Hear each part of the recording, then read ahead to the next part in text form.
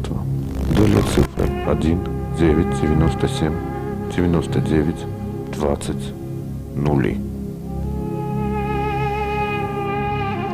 Замысловатая эта формула зародилась вот за этим окном, где догорает лампа. Чтобы решить ее, нужно проникнуть туда, где кипят страсти, точнее одна единственная – страсть творчества, познание своего «я», а через себя познание того, что мы именуем неведомым.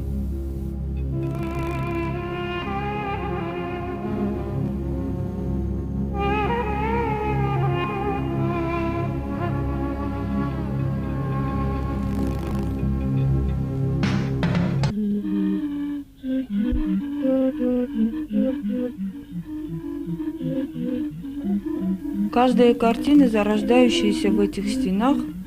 импульс, заряд, контакт с тем, о чем трудно рассуждать нам, простым смертным. Каждая картина – прорыв к тому безвестному и потустороннему, перед которым мы, простые смертные, увы, бессильны и немощны.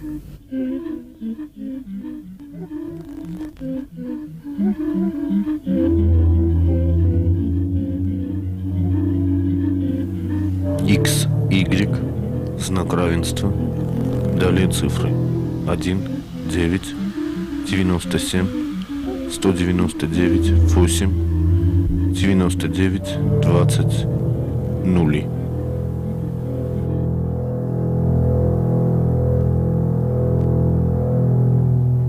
Эта формула зародилась воображением Анахит Ананян.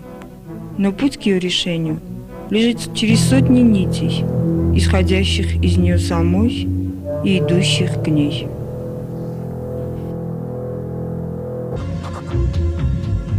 По своему же признанию и откровению, Анаит не имеет ничего общего с искусством рисования. Простите, но кому приписывать эти совершенные линии, кто автор этих фантазий, чем порождены динамичные образы и предметы, и чья мастерская рука владеет этой техникой рисования? Все той же не художница Анаит.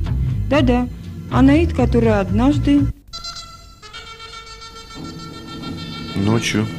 сквозь сон услышала громкие шаги в своей комнате. Попыталась приподнять голову, дабы разглядеть незваного гостя, но некто огромной силой надавил на нее. Когда сила отпустила, она уснула. На утро у нее поднялась температура и появилось какое-то странное ощущение раздвоенности и половинчатости. Спустя некоторое время, неожиданно для самой себя, она стала рисовать. Доселе неведомый ей клубочек раскрутился, развернулась и сама, переходя от малых форм к большим, от отрывистых линий ко всевозможным серпантинам, зигзагам, кругам, которые в общей композиции картины создают образы, порожденные фантазией Анаит, и до того знакомые всем нам. Запутываясь в круговерте этих спиралей и щурясь от света, исходящих от картин, невольно начинаешь сомневаться в природе этих изображений. То, что мы видим и ощущаем, то, что мы пытаемся сделать своим и понять, то, что создается на обыкновенном картоне, только творчество? Пожалуй, ибо творческий процесс – это феноменальный акт, возникновение которого мы связываем с некой одаренностью. Я подчеркиваю слово «одаренность», которое означает «дар от кого-то». Но от кого? Конечно, от Бога, от природы, а может быть еще от кого-то, от сверхъестественных сил, которые знают то, что мы так стремимся познать в своих мучительных исканиях. Один из сотен импульсов, полученных ею, вывел на бумаге гору Арарат, которая существует почти во всех ее картинах, во всевозможных интерпретациях. Затем выявляются извечные пласты ее творчества. Цифра 7, армянская буква «э», с которой начинаются слова «эак» – существо и «эутюн» – сущность, которая 7-я по счету в алфавите Маштоца и часть которой напоминает половину креста. Фигуры, спускающиеся и возносящиеся к небу, диск солнца, необъяснимый простор. Скрипичный ключ, как символ открытия волшебного мира звуков. Впрочем, может, именно он и раскрыл для Анаид музыку, которая льется из нее к картинам и, отразившись в них, распространяется повсюду, создавая необъяснимый простор. Один из сотен импульсов, полученных ею, вывел среди хаоса замысловатую формулу XY равны 1997, 1998, 1999, 2000, что устами Анаид передало нам пророчество об огненных шарах, которые появятся на горе Арарат, о том, что они активизируются, что появятся первые люди в серебряных плащах, и Домом Божьим станет Армения.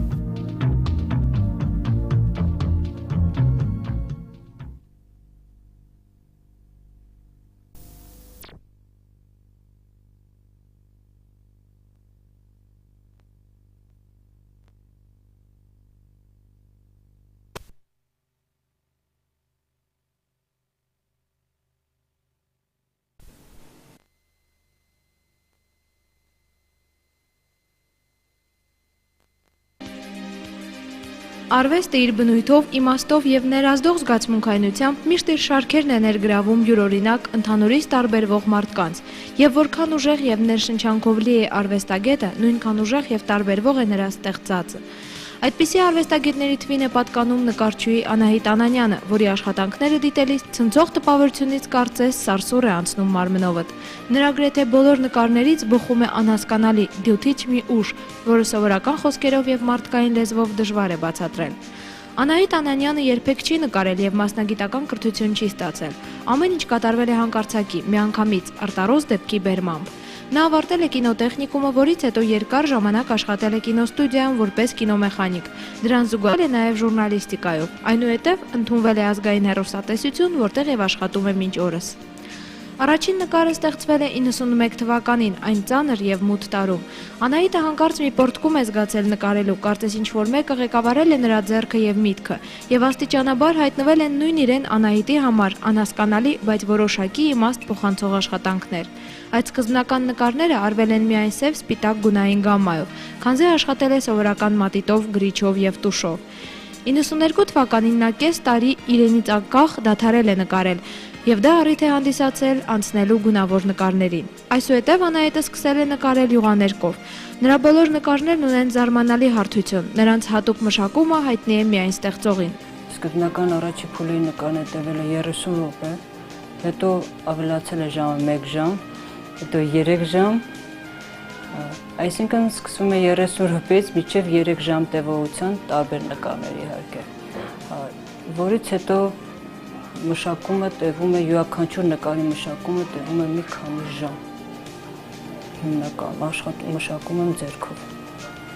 Կարծում եմ նկատվում է, որ Անահիտ Անանյանի նկարներում գերիշխում է հոգևոր թեման։ Նրա ամենադյութիչ գրավիչ շարքերից մեկը՝ Նարեկը, ունի հետաքրքիր նախապատմություն։ Նարեկացու մատյան ողբերգություն դրած է իմ գրապահարանում։ Ես անցուդարձ էի անում սենյակում եւ զգում եմ, որ պետք է մոտենամ գրքին։ Ինքս ինձ հարց եմ տալի, ախր այդ գիրքը գրափար է, ես չեմ հասկանում գրափարը, ոնց կարող եմ վերցնել եւ կարդալ։ Եվ հանկարծ զգացի եւ ինձ ասվեց, որ մոտեցի վերցրի գիրքը եւ կարդա, ոչինչ որ գրափար է։ Կարևոր չէ, դու պետք է կարդաս այդ գիրքը։ Եվ սկսեցի կարդալ, որից հետո ես սկսեցի նկարել մատյան ողբերգության Նարեկի հիման վրա շարք։ Ասում որ առաջին նկար ես որ նկարեցի, ոնց որ ջուրը հոսեր։ Իսկ թվում էր ես ներքնապես մաքրվում եմ երևի ավելի շատ այդ մատյան։ Հետո հետագայում այդ շարքը որ ծնվեց, անմիջապես իրար հետևի ստեղծվեցին, դադար չի եղել։ Որից հետո նկարվել է Այբուբենը, իսկ Այբուբենը նկարվել է ըստ ինձ այդ տեղեկության, որը ստանում եմ։ Այբուբենը դա յուրաքանչյուր տար, հայ Այբուբենը յուրաքանչյուր տար կոդ է, հզորագույն կոդ։ Անահիտ Անանյանի աշխատանքներն ընթանում են 6 փուլով, որոնք արտահայտում են նրա ողջ էվոլյուցիան։ Ըստ նկարչուհու վերջին 3 փուլը խիստ տարբերվում է սկզբնական աշխատանքի համեմատ։ Անփոփոխ է միայն այն, որ նրա նկարներում միշտ պատկերվում է խորհրդավոր էտարը, Սուրբ 7 թիվը եւ իմի անհատի պատկեր, որ 3 օր շարունակ հայտնվել է Անահիտին։ Իմ նկարներում իշխում է մի դեմք, որը 93 թվականին ես տեսել եմ այդ դեմքը, ինչպես կտեսնեմ, ասենք, մարդուն, իմ առջև կանգնած մարդուն, պարզապես ուղղակի կողքից մարդը չէր տեսնի այդ դեմքը, որը ինձ 3 օր այցելեց, 3-րդ օրը ասաց, որ ես այլևս չեմ գա, բայց միշտ դու իմ ուժը կզգաս քեզ վրա։ Եվ մինչև առ հիմա, որ ես աշխատում եմ, այդ դեմքը բոլոր նկարներից մեջ կա։ Եվ գումարած նաև կան թվեր, որոնք հիմնական թվերն են 7, 17 եւ այդ տառը։ 17-ը հասկացա այն, որ 17-ը տեսերքի համար բարձրագույն թիվ է համարվում։ Դե 7-ը երևի պարզ է, այն էլ նույնպես պարզ է, որ էություն է նշանակում։ Իրոք շատ մեծ ուժ է բխում Անահիտ Անանյանի նկարներից։ Ցավոք անգամ ամենալավ տեխնիկան չի կարող փոխանցել այդ ուժը, անմիջական ազդեցությունն ու տպավորությունը, եւ դա պատահական չէ։ Պետք է նշեմ, որ 93 թվականին հանկարծ բացվել է նաև նրա ձայնը, եւ Անահիտ Անանյանը սկսել է երգել անծանոթ հոգևոր մեղեդիներ։ Այն, որ մարդն ուտում է, խմում, արարում եւ իր ստեղծածի մեջ տեսնում միայն բարին, դա Աստծո պարգևն է։ Բայց մեզ ամեն մեկիս շնորհ է տրված Քրիստոսի պարգևի չափով։ Կարծում եմ Սուրբ գրքից այս երկու հատվածը բացատրում է այն, ինչ կատարվում է նկարչուհի Անահիտ Անանյանի հոգում։ Հուսանք եւ հավատանք, որ նրա ներշնչանքն ասպառ լինի, իսկ մենք հնարավորություն ունենանք հասկանալու եւ բացահայտելու նրա կլանող, իմաստալից եւ միևնույն ժամանակ առեղծվածային նկարները։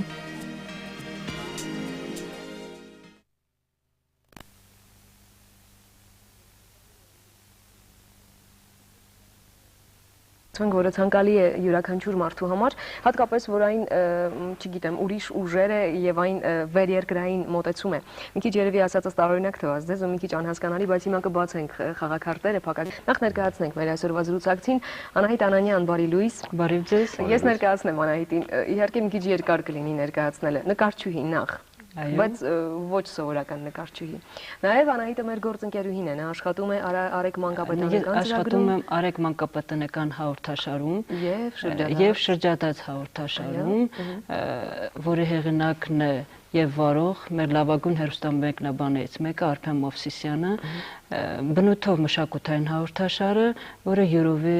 վերհանում մեր մշակույթի հին ու նոր էջերը, յուրովի մոտեր մեր մշակույթի գործիչներին եւ առասարակ մշակույթին, ինչպես որպես ռեժիսորի ասիստենտ։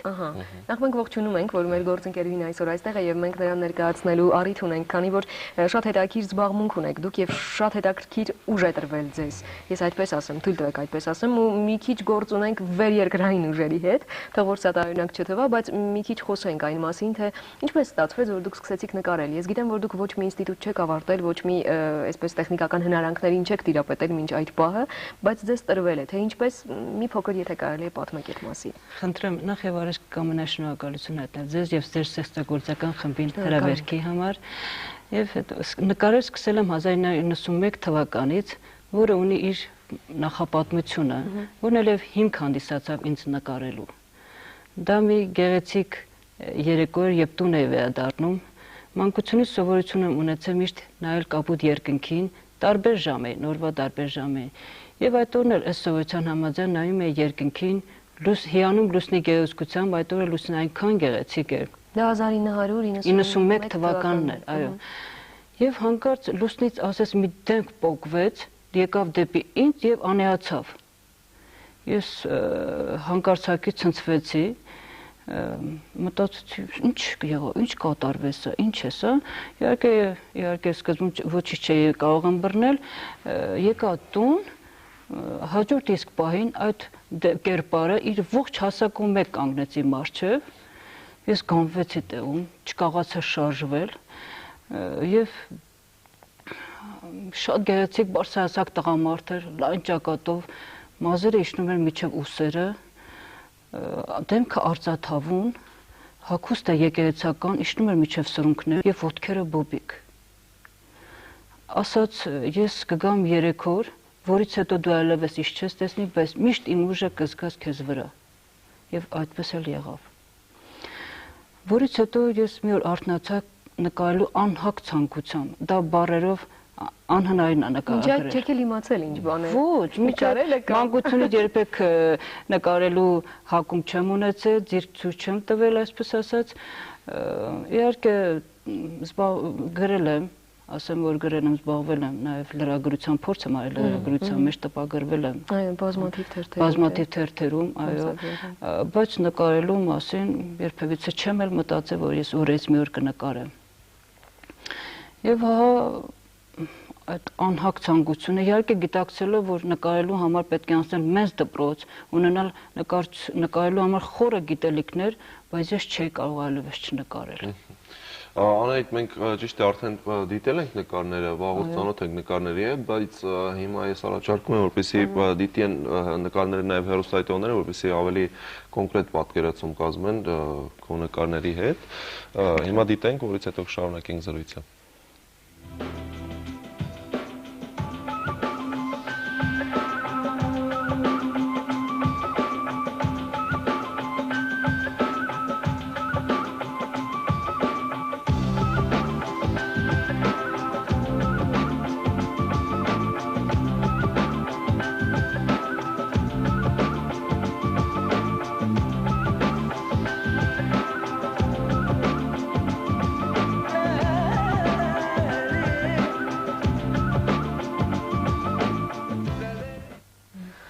Այ քեզ հրաշք, ես ուզում եմ այն դեմքին անդրադառնալ, որը մենք վերջում դիտեցինք, որ հետո չմոռանանք նրա մասին։ Ես գիտեմ, որ տրվել է ձեզ, դա ու դուք տեսել եք այդ դեմքը, հետո դեմքներ, որ ես տեսա, ես ողջ հասակում եք որ տեսա այնպես, ինչպես ձեզ եմ տեսնում հիմա։ Այդ դեմքներ, այդ կերպարը իր ողջ հասակում եք, որը ուղեկցում է, այդ դեմքը ուղեկցում է իմ նկարների մեջ անverջ միջև այժմ, որ ես աշխատում եմ։ Այդ դեմքը կա բոլոր նկարներից մեջ։ Անայդ հետո ես գիտեմ, որ ինչ որ նաև տառեր են, հա, լինում նկարելու հետ մեկտեղ։ Այո, նկարելու զուգահեռ, ուրեմն նախ առաջ գրվեց առաջի թիվը 7 թիվը, 17 եւ այդ տառը 7-ը դա բոլորս հայտնի դա աստվածային թիվ է, հա։ 17-ը ըստ ինֆորմացիանի, որ ես կապ ունեմ ինֆորմացիոն ամիջական դաշտի հետ, որը գտնվում է տեզերքում, 17 թիվը ինձ մտովի ասվեց, որ դա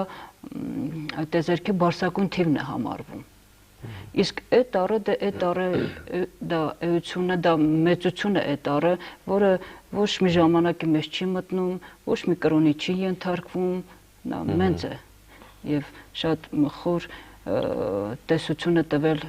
նաև մեր գիտնականները այդ տառի մեծության մասին։ Կոնկրետ երեք մենք էինք ականատես, թե այդ տառին ինչ բնորոշում են տալիս ֆիզիկները, մասնագետները, դրանք անդրադառնանք մենք էլի իսկապես։ Ալեքսանդր Վարպետյանը իր ծննդոց բազմածավալ գրքում եւ շատերը։ Այ ինձ հետաքրքիր է ընդհանրապես այն զգացողությունները, որը դուք ունենում եք այդ պահից սկսած մինչև այսօր։ Ես գիտեմ, որ ձեզ մոտ շատ բան է փոխվել, մտածողության առումով, մի քիչ բնավորության մի քիչ թեկուզ, չէ, ավելի հանգիստ ու հանդարտ եք դարձել ու չգիտեմ, ինչ եք կարծում, ձեզ հաճելի է, որ դուք այդ տեսակ եք։ Օրինակ ինձ համար հաճելի է, որովհետև ես ամեն անգամ երբ շփվում եմ դրական մեծ այսպես հոսք է գալիս ինձ, հանգստություն, հանդարտություն, իսկ այդ աուրան, այսպես ասեմ, այդ բառը օգտագործեմ, շատ կարևոր է, որ զգում ես մարդուն։ Շնորհակալություն։ Այո, ես նկարելուց հետո նկարել ինձ շատ բան տվեց, նկարելուց հետո այո, ես շատ փոխվեցի, նույնիսկ իսկապես բնավորության որոշակի գծեր փոխվեցին։ Դուք ինչի հետ եք կապում այդ ամենը։ Ես թվում է կապում եմ ես միայն այդ կապի միջոցով, այդ կապի շնորհիվ ես փոխվեցի, այդ տեզերական խոր այնքան հանդարտություն է իջել, այնքան խաղաղություն ինձ վրա, որ դրանից առաջ մի փոքր անհամբեր է բնավորության, բայց հիմա այդ անհամբերության նշულ անգամ չկա։ Դուք ինչի հետ եք կապում, ինչու հենց այդպես, ինչու հենց ձեզ տրվեց։ Այդ հարցի պատասխանը չեմ կարող տալ, երևի վերևին պիտի հարցնել։ Վերևին հնարավոր չէ, իհարկե հարցնել։ Անահիտ, ես կուզենայի խոսեինք նկարների այդ տեխնիկայի մասին, ամեն նկարիչ ունենում է, չէ, իր տեխնիկան, փաստորեն միանգամից սկսել ես նկարել, անընդհատ ինչ-որ զարգացումներ ապրում է, քո նկարներում երևում է զարգացում, թե միշտ նույնն է պահպանվում, այսինքն տեխնիկայի հետ կապված։ Ես աշխատում եմ փուլ առ փուլ, փուլ անընդհատ զարգանում է։ Եվ որոշակի նաև աբստրակցիայի մեջ է մտնում նկարները, որոշակի նաև աբստրակցիա կերպարային այս սիստեմն է համաձուլվում իրար հետ եւ Արամը Իսաբեկյան համեմատել է սյուրռեալիստական, հա, այդ ժանրին։ Եվ մասնագետների կողմից դա երևի մեկ փաստ ասեմ, որ անցյալ տարի ինձ համար մեծ իրադարձություն եղավ իմ կյանքում, ես դարձա նկարիչների միության անդամ, որի համար շնորհակալություն եմ հայտնում նկարիչների միության նախագահ Կարեն Աղամյանին եւ ընդունող հանձնաժողովին իմ անսովոր նկարչությունը ընդունելու համար։ Եթե նրանք ընդունել են, ուրեմն պարզ է։ Շնորհակալություն։ Եվ նաև կուզեի խոսել մի երկու նկարներ կա, որոնք ունեն իրենց պատմությունը։ Ըստ ինֆորմացիայի, որը դեզերքուից հոսում է նաև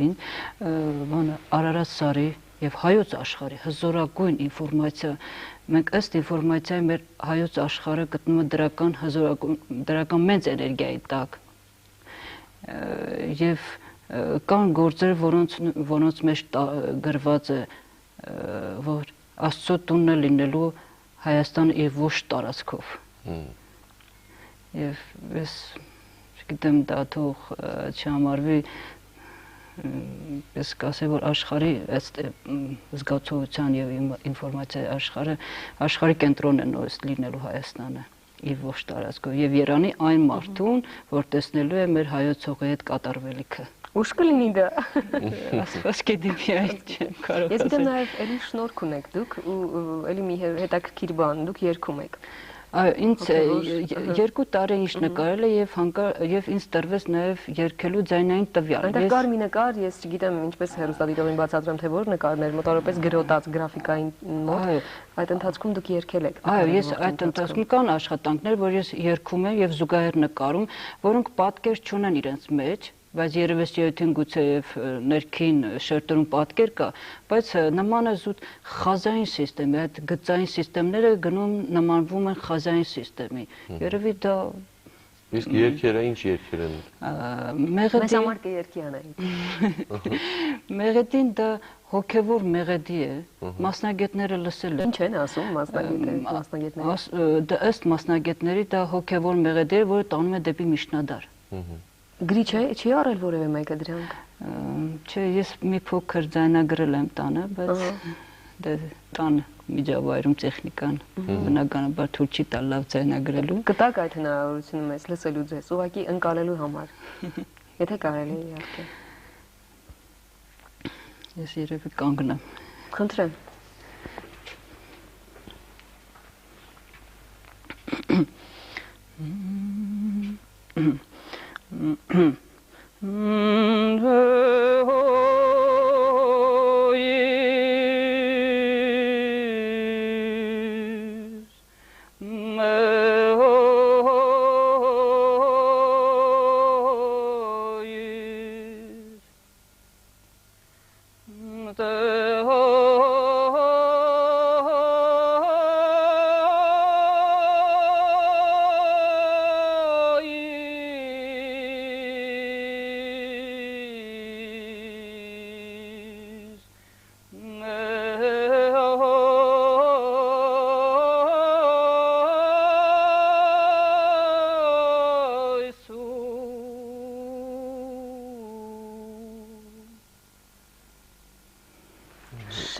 Շատ հետաքրքիր ու շատ գեղեցիկ նմանատիպ երգեր եկեղեցիներում ենք լսում ու երբ մարդիկ այսպես լրիվ տրվում են իրենց հոգևոր դաշտին, նմանատիպ էլի, չէ, մաքուր զգացողություններ են առաջանում։ Իսկ կոնկրետ բառերը ինչպիսին են երգերի ձեզ համար, ձեր ներկայացմամբ։ Դա հատուկ են բառեր են գալիս, որը դա հոգևոր բառ են, ասենք սուրբ հոգի եւ այլն, բայց հիմնականում մեղեդի է, որը ծնվում է հենց նույն պահին, այս պահին, հաջորդ պահին Եթե ինձ ասեն երկի այդ նույն մեղեդին չեմ կարող երկել, չեմ հիշում։ Անայդ բազմաթիվ մասնակցել ես, չէ, ցուցահանդեսների եւ այլն հրավերները շատանում են, ասենք արտեր գրում թեկուս, որտեղ Այո, հրավերներ կան, բայց դեռ դա թողենք ապագային, դա ծրագիր է։ Այո, մասնակցել եմ մի քանի ցուցահանդեսների, ունեցել եմ անհատական ցուցահանդես 1995 թվականին Երևան Քոչայտուն թանգարանում, 86 թվականին խառը ցուցահանդես ազգային պատկերասրահում, 99 թվականին անհատական ցուցահանդես Գոր պատկերասրահում եւ 2001 թվականին ներվիրված Հայաստանի քրիստոնեության 1700-ամյակին Երևանի պետական համալսարանում։ Այս տարի շատ կարևոր ու արժանահիշատակ տարի է Գրիգոր Նարեկացու Մատյան ողբերգության պոեմի Նարեկի, այսպես ասած, 1000-ամյա հոբելյանն է եւ ըստ արժանուն պիտի նշվի այն։ Ու ես գիտեմ, որ դուք ունեք մեծ ցանկություն անդրադառնալ այդ հոբելյանին, քանի որ 1000 տարի Նարեկը գոյատևել է ու կանեք որևէ բան այդ առիթով։ Երևի ես մի քիչ առաջ ընկա, բայց մտածում եմ, այո, մտածում եմ ծրագիր կա, ես կուզեի այդ Գրիգոր Նարեկացու նախ այդ հանճարի առջև գլուխս խոնարհել եւ ասել, որ Գրիգոր Նարեկացու Մատյան ողբերգության հիման վրա ես ունեմ աշխատանքներ, որոնք իհարկե նպատակ ունեմ ցուցադրել։ Նույն ինքը Գրիգոր Նարեկացին տրվում էր նրան, այն ինչը որ նա գրում էր եւ նրա մոտեցումները, նրա ողբերը եւ այլն, ու ասում են, չէ, հին ժամանակներում Նարեկը երբ մարդիկ իրենց գլխի տակ էին դնում, եթե հիվանդ էին, ապա քինվում էին, եթե անառողջ էին, անպայման առողջանում էին։ Հիմա նույնպես շատ շատերը, եթե փոքր Նարեկ ունեն իրենց ձեռքի տակ, ոչ այն մեծը, կարողանում են բարձի տակ դնել։ Մեկ-մեկ ես էլ ինձ համոզելու համար եւ հաստատելու համար այն միտքը թե կա նման բան, իսկապես արել եմ, փորձել եմ ու իսկապես ուժը զգացել եմ։ Այ դուք կոնկրետ այո, կուզեի շատ հետաքրքիր մի բան եղավ ինձ հետ, երբ որ ձեռքս վերցրի Նարեկացու Մատյան ողբերգությունը, ընդ որում գրափար, չնայած չգիտեմ գրափար, բայց մեծ ցանկություն մեջս առաջացավ կարդալ գրափար։ Ընկալեցի։ Եվ որքան որ ընկալեցի, որքանով չընկալեցի, դա երևի հարցի մյուս կողմն է, բայց եւ նաեւ ընկալեցի, որովհետեւ նա մեջ նաեւ շատ մեծ երաշտականություն կար։ Հրաշքը շատ հզոր բան է։ Խոնարհվել այդ մեր լեզվի, մեր հայոց լեզվի առջև դա միայն խոնարհում է հարկավոր անել։ Եվ Նարեկացու Մատյան ողբերգության առաջի իսկ նկարը, երբ որ նկարեցի, ես տասնյակ հարյուրավոր գործեր ունեմ, ես երբեք այդ վիճակում չեմ ընկել։ Իսկ այնակ այդ գործը, եթե ես դիտեմ ու ինքը ինձ ինչ որ ուժ կտա, ինչպես Նարեկն է տալիս, չհամեմատենք։ Չեմ կարող ասել, դա թող մարդիկ տեսնողները կասեն, բայց ցուցադրվել է այդ նկարները եւ ինչպես ասեմ, ցուցահանդեսում բոլորը առանց չեն էլ իմանում, դե դա Մատյան ողբերգության հիման վրա է աշխատած, բոլորը անխտիր գնում կանգնում են այդ նկարների շուրջ։ Անխտիր։ Այ քեզ էր։ Հա, կարծես թե էներգիան գնում կուտակվում էր այդտեղ, բոլորը կանգնում են այդ նկարների շուրջ եւ ասեմ 95 թվականին, երբ որ դրվեց իմ անհատական ցուցահանդեսը առաջին, այդ օրերին տևեց 2 շաբաթ եւ այդ օրերին այցելուները մի այցելու տասնյակ անգամ եկել այդ ցուցահանդեսին, այցելուներ շատ կրկնակի անգամ գալիս են եւ բոլորին բոլորը մեկ նախադասություն են ինձ ասում, որ մենք մտնում ենք գլխացավով, դուրս են գալի անգլխացավ։ Հրաշք է, չէ՞։ Հետաքրքիր է։ Ուսումնասիրել ես ընդհանրապես, ես գիտեմ, որ դու ընդհանրապես չես բացահայտում, թե ինչ կերպ ես նկարում, ինչ նյութերով ես նկարում։ Ուսումնասիրել ես, ասենք, շուկա նկարչական կա, արդյոք նման տիպի նկարներ, որոնք նկարվում են նույն կերպ, ասենք, կամ նույն նյութերով, որոնցով։ Ճիշտն ասած, դե նյութերը դա թուղթ է եւ յուղաներ բնականաբար կա, բայց նույնատիպ ստեղծագործություն չեմ կարող ասել, չեմ հանդիպել, չգիտեմ, գուցեև կա, ով գիտե, չգիտեմ։ Իսկ ընդհանրապես այն նկարները, որը դիտում եք, ոչ ձեր աշխատանքները, կարողանում եք արդեն նկարչի աչքով նայել դրանց։ Ինչու՞ չեք կարող առաջանալ։ Ոչ, բայց այո, հիմա այո։ Շատ եք բացվել։ Հիմա այո, նույնիսկ նայում եմ, մտածում ստացվել է, չի ստացվել, ինչպես չէ։ Նույնիսկ ինձ որպես մարդ իսկապես այդ նկարից էներգիա է հզոր գալիս ինձ։ Որպես, ասենք, այդ աշխատանքից դուրս, այդ աշխատողից դուրս, ասենք, դա այսպես բնութագրեմ։ Ամենատարբեր նկարներից։ Այո, բոլոր նկարներից։ Էներգիա է գալիս, շատ հետաքրքիր է։ Դա հետաքրքիր բան է։ Ափսոս մեր ժամանակը մոտենում է իր ավարտին, պիտի հրաժեշտ տանք։ Թույլ տվեք, եթե կարելի է։ Խնդրեմ։ Ես առիթից օգտվելով, քանի որ մեր հանրային հեռուստատեսության հաղորդումները դիտում են նաև արտերկրում, Ում ուզեք կարող եք ողջունել, խնդրեմ։ շնորհակալություն։ Այս թվում նաև Ամերիկայի Միացյալ Նահանգներում կկամենա իմ ջերմ ողջույնները հաղորդել իմ մեծ բարեկամներին, ամուսիններ Միքայել Սալբի Հասպանյաններին, որոնց մենց բարերարության, մարդկային մենց բարերարության շնորհիվ ես այսօր ապրում եւ ստեղծագործում եմ։ Մյուս բարեկամս Էլիզ Յակոբյանին, Վարուժան Դեմիրճյանին, Նիկոլ եւ Մարան Մարգարյաններին, Վարանդ եւ Քրիստին Հովնանյաններին, բոլորին եւ կուզեմ ասել, որ ես իրենց շատ սիրում եմ եւ կարոտում։ Մենք նույնպես բոլոր այն մարդկանց, ովքեր Սփյուռքում են, ողջունում ենք ու ասում ենք բարի երեկո կամ բարի օր կամ բարի առավոտ ու միշտ լավ եղեք։ Մեր ընթացքը շարունակվում է, իսկ մեր հյուրը այսօրվա Անահիտ Անանյանն էր։ Հրաժեշտ տանք նրան, իսկ մենք շնորհակալություն, իսկ ծրագիրը շարունակում է Սևա Գրիգորյանը, այս անգամ հեռախոսով խոսելու կուլտուրայի մասին է նա պատմում։ Որտեղ երբ հետաքրքրասերների համար ծրագիրը Ստերեոստուդիան շարունակում է աշխատանքը Արմենակով հեռուստաընկերության ուղիղ եթերում։ Հիշեցնեմ, մենք ձեզ հետ ենք մինչև ժամը 11-ը։ Երևի թե ամեն մարդ իր կյանքի ինչ-որ մի պահի ուզում է ստեղծագործել։ Ինչ-որ մեկը ձեռքն է առնում գրիչը, մեկը ընկերանում է գույների մեջ թաթախված վրձնին, մեկն իր սպասումներն ու երազները որոնում է երաժշտության մեջ։ Եվ այսպես ամեն օր ու ամեն վայրկյան ծնվում է մեղեդին, նկարը, բանաստեղծությունը։ Բարեկամներ, այսօր այս նախաբանը հենց նրա համար էր, որ ներկայացնեմ այսօրվա մեր հյուրին։ Մեր հյուրն է նկարչուհի, հանրային հեռուստատեսության Արեգ եւ շրջադարձ հաղորդաշարերի ռեժիսորի ասիստենտ Անահիտ Անանյանը։ Բարև ձեզ։ Ինչպե՞ս եք։ Շնորհակալություն։ Անահիտ, խնդրում եմ պատմեք մեր հեռուստադիտողներին եւ ընկերներին, երբ եք սկսել ձեր աշխատանքային գործունեությունը հանրային հեռուստատեսությունում։ Շատ բարի, նախ շնորհակալություն հայտնում ձեզ եւ ձեր ստեղծագործական խմբին։ Ես էլ եմ շնորհակալ իհարկե, որ եկել եք հրավերքի համար։ Աշխատանք ընդհանրապես աշխատանքային իմ այսպես ասած տարեթվը 1982 թվականն է, երբ որ կինոտեխնիկում ավարտելուց հետո աշխատանքի անցա Հայֆին կինոստուդիայում որպես ձայնագրման բաժնում տեխնիկ, այնուհետև մի փոքր կար ժամանակ Կենտկոմի հրատարակչություն այն ժամանակ այդպես էր կոչվում, թերթի այսօր կարծեմ թե մամուլի հրատարակչություն եւ ամիջապես աշխատանքի եմ անցել այնուհետև հանրային հեռուստատեսությունում, մանկապատանեկան հաղորդումների գլխավոր խմբագրությունում, աշխատել եմ որպես ռեժիսորի ասիստենտ, լավագույն աշակերտելով լավագույն ռեժիսորներին հեռուստատեսային, ինչպես Մենել Մասյան, Հրաչյա Գարբուզյան, Անտոն Աղայան, Սամվել Միքայելյան, Աստղիկ Մարտիրոսյան, այնուհետև մի կար ժամանակ որպես ռեժիսոր հեքիաթ նկարչում հաղորդաշարում աշխատել եմ Նոնա Մորաքուրի, այդպես են ասում, քանի որ նրան այդպես են ճանաչում, մեր փոքրիկ հանդիսատեսը եւ մեծ հասակները նույնպես,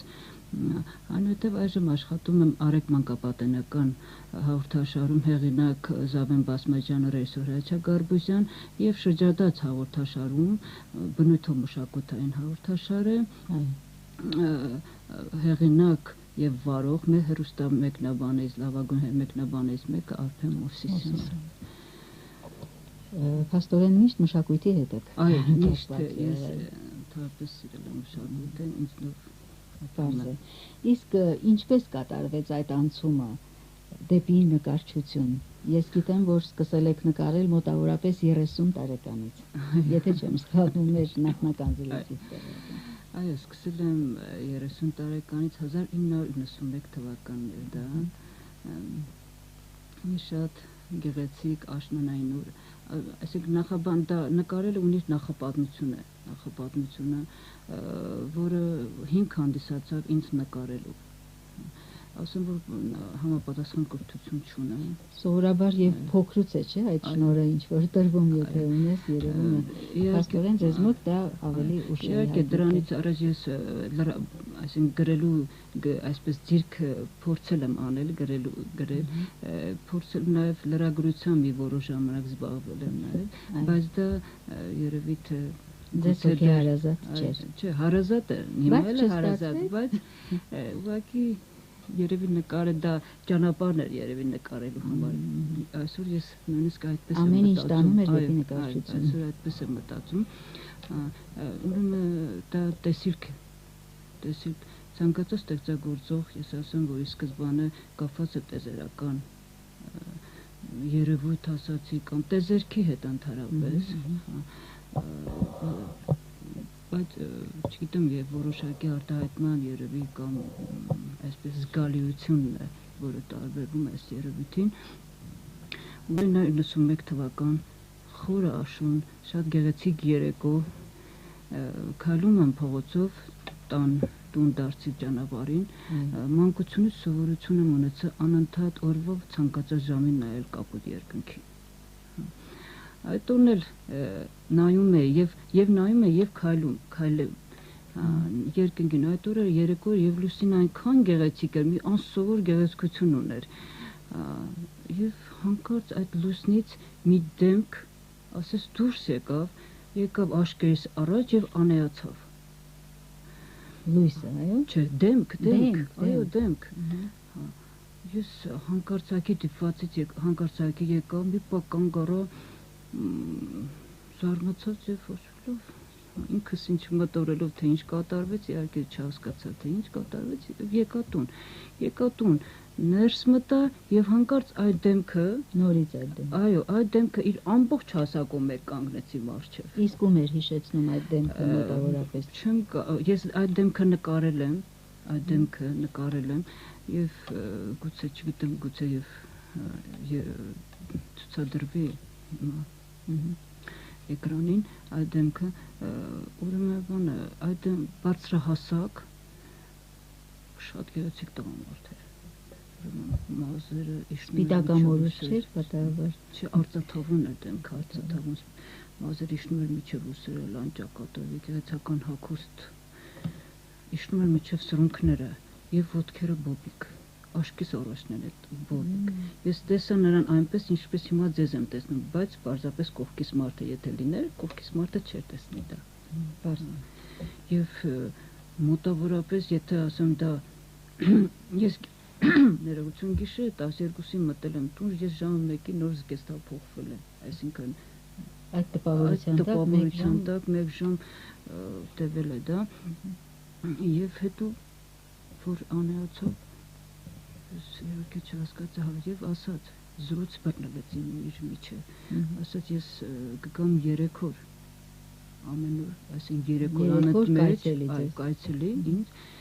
որից հետո ես այլևս իրեն չեմ տեսնի, բայց միշտ իր ուժը կզգամ ինձ վրա։ Եվ իսկապես միշտ արդեն 12 տարի այս մասը շատ է դարձել ջերմության մեջ է։ Փաստորեն դա աստվածային ինչ-որ կերպարով չեմ կարող ասել։ Ոչինչ չեմ կարող ասել։ Եվ երրորդ օրը անցավ, հաջորդ օրը ես արթնացա նկարելու անհագ ցանկությամբ։ Եվ ձեր առաջին նկարը եղել է հենց այդ պատկերը, պատկերել, չէ՞։ Ես ասեմ ձեզ, զարմանալի ճանապարհ եմ անցել նկարելու, նաև ինձ համար։ Ես առաջի գիծ ուղղակի գծեր եմ քաշել թղթի վրա, սովորական գրելու թղթի վրա, որտեղ ոչ մի նկարչական պիտուկներ չկար իմ ձեռքի տակ, եւ սկսել եմ առաջի գիծ քաշելը թղթի վրա։ Ընդ որում այդ ուղղակի գծեր էին։ Ես հետո հասկացա, որ ես սովորում եմ նկարչության այբուբենը։ Ինչպես կառուցել պատկեր, ինչպես կառուցել կոմպոզիցիան, ինչպես գույնը դնել թղթի վրա եւ նկարչական բոլոր նյութերով նկարել եմ, որոնք դրանք ճանապարհ էին, միջև յուղաներկի անցնելը, տուշ, մատիտ, ջրաներ, գուաշ, կավճաներ, այսինքն որը պաստել է, ասում թե նկարչական լեզվով, եւ միջև յուղաներկից հետո առաջ այդ գործերը ամբողջովին այսինքն դրվեց մի կողմ, որովհետեւ դա պարզ հասկանալի որ ես սովորում եմ այբուբենը եւ յուղաներկից հետո երբ որ անցա յուղաներկի առաջի գործը եղել այդ դեմքը նկարելը, այ համարը դա կարելի է ասել եւ արդեն էտապ զարգանում էր իմ նկարչությունը սկսվեց գրեր նկարների մեջ սիմվոլներ, կոդեր, նշաններ եւ գրվեց 7 թիվը, տառը եւ 17 թիվը Իհարկե թվեր եղան 8, 9, 10, 11, այդ թվերը ժամանակի ընթացքում վերացան։ Մնացին հիմնական 7, 17 եւ այդ տարը։ Այո։ 7-ը դա ըստ աստվածաշրջել, դա աստվածային թիվ է։ Այդ տարը դա էություն է նշանակում, բայց քանի որ դա ոչ մի կրոնի, ոչ մի ժամանակի մեջ չի մտնում, դա մեծություն է, այո, մեծություն է։ Եվ իսկ 17-ը ըստ ինձ ինֆորմացիոն, որ այդ աշխատանքի պահին այդ կապվածությունը կա, դեզերքի ու ինֆորմացիոն դաշտի հետ, բարձրագույն թիվն է համարվում, դեզերքը, 17-ը։ Եվ եկավ թեմաներ, այսինքն հիմա թեման, հոգևոր թեման, եւ որոշակի տեղ մտնում է եւ աբստրակցիա եւ իրականություն, եւ նաեւ թեմա Արարատ, հայոց աշխարհ, հզորագույն այդ, որ ասեմ, այդ տեզերական ուժը այս աշխարհի, հայոց աշխարհի մի ոնց որ, չգիտեմ, ինչ զգացողություն, ինչպես է ծնողը զավակի նկատմամբ։ Այդպիսի սեր այս հողի նկատմամբ ես այնպես եմ զգում, ես նույնիսկ այդ զգացողություն մեկ հավասում նացիոնալիստ դառնամ, չգիտեմ, այդպես զգացողություն եւ նույնիսկ Արարատ Սարի այդ հզորագույն տեզերական կենտրոն եւ ըստ ինֆորմացիայի ես ասում եմ եւ ասել կպնդեմ դա, որ այս հայոց աշխարհը տեզերական հզորագույն դրական դաշտի տակ է եւ երանի այն մարդուն, որ տեսնելու է այս աշխարհի հետ կատարվելիքը։ Հստորեն դուք հավատում եք։ Այո, ես հավատում եմ։ Եվ չգիտեմ դա օգնություն։ Հետո նկարելուց 2-3 տարի է սկսել եմ նկարել եւ հանկարծ ինձ մոտ ձայնի տվյալներ, երգելու ձայնի տվյալներ բացվեցին։ Նաեւ։ Եվ դա տարիների ընթացքում ինքնուրույն, ձայնս ինքնուրույնը երևի ասեմ մշակվել, թե կարելի ասել այս բառը, թե ինչպես չեմ կարող ասել։ Նորից հոգևոր։ Այո, մեղեդին, այս հոգևորական երկեր, միջնադար, տաղեր, հա, փաստորեն այդ տիպի։ Չգիտեմ, ըստ մասնագետների լսել են, ըստ մասնագետների դա տանում է դեպի միջնադար, թե գուցե ավելի խոր, չգիտեմ, բայց միևնույն է, այդ մեղեդին, որը հիմնականում մեղեդի է գալիս շատ հատուկ են բառերով հուսված, հոգևոր մեղեդի է հիշեցնում, հոգևոր մեղեդի, եւ երգում եմ տվյալ պայն, հաջորդ պայն նույն մեղեդին, եթե ցանկանամ երգել չեմ կարողանում, չեմ հիշում։ Չեք հիշում, իսկ չեք փորձել դա փաստորեն վերարտադրել նոտաների վրա։ Նոտաների բնականաբար ես երաժշտական կրթություն չունեմ։ Չէ, ուղղակի երգեք։ Իհարկե շատ մտերիմներս առաջարկություն արել են, բայց ես քանի որ ձայնագրությունը դա անհրաժեշտ մաքուր եւ այլն։ Իսկ չեն առաջարկել, մասնագետները լսել են, ձեզ երգեք որևէ երգչախմբում։ Լսել եմ, բայց առայժմս այդպիսի առաջարկներ չեն եղել, որտեղ ձայնական տվյալները այդպիսին չեն։ Չէ, հակառակը ասել եմ, դու ձայնական տվյալներ, բայց քանի որ ես չեմ կարող այսով այս հոգևոր երգերը երգել, որոնց ես խնդի նման սիրում եմ, բայց չեմ կարողանում։ Պարզապես պահի տակ դուք ինչ որ այդ ուղղակի իմ մոտ այդ պահի տակ է աշտություն։ Ժողովրդական երգեր խնդի նման սիրում եմ, բայց որ երգում եմ ձայնս այն չի հնչում, ինչ որ այս տվյալ պահին, եթե ես երգում եմ իմ մեջից դուրս եկող հոգևոր մեղեդի։ Անհայտ, իսկ հիմա ինչ որ մի այդպիսի ցանկություն չունեք մեր հեռուստադիտողներին ներկայացնելու։ Փորձեմ, եթե կարելի ես պետք է կանգնեմ։ Կարելի է։ Ինչ, իհարկե կարելի։ Շնորհակալություն։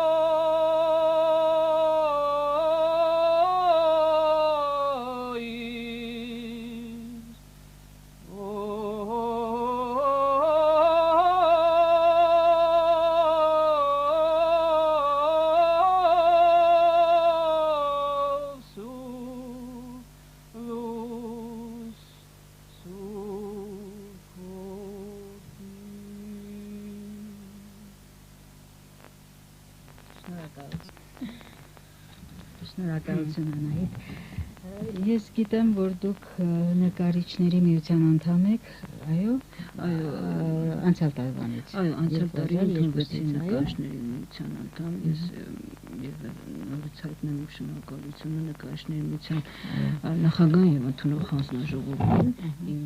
այդ անսովոր, եթե կարելի ասել անսովոր նկարչությունը ընդունելու համար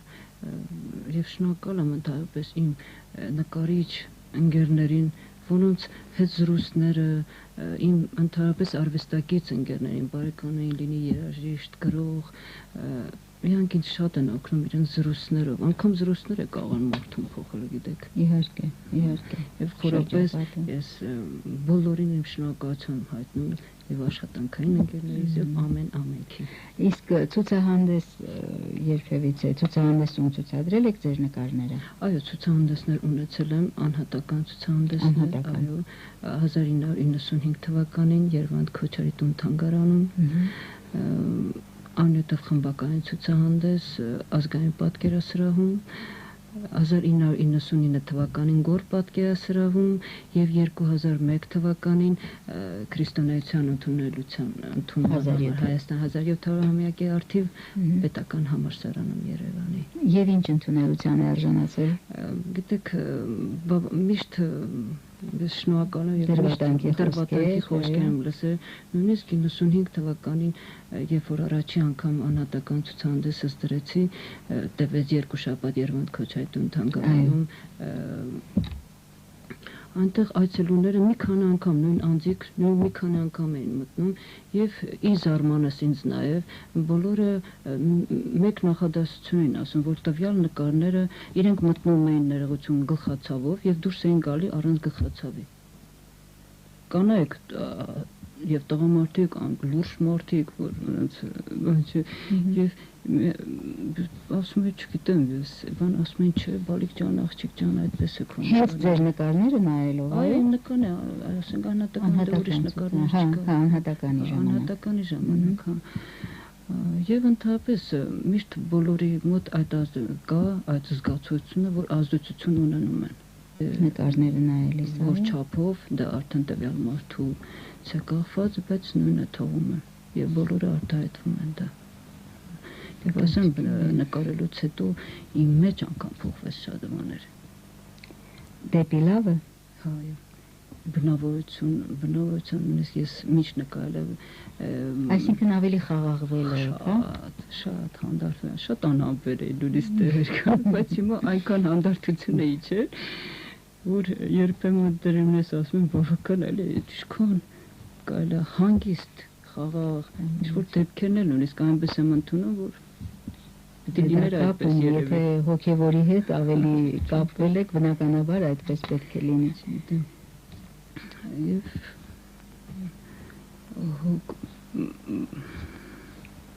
զգացողությունն է երևի այդպես, չգիտեմ։ Հավանաբար, իհարկե։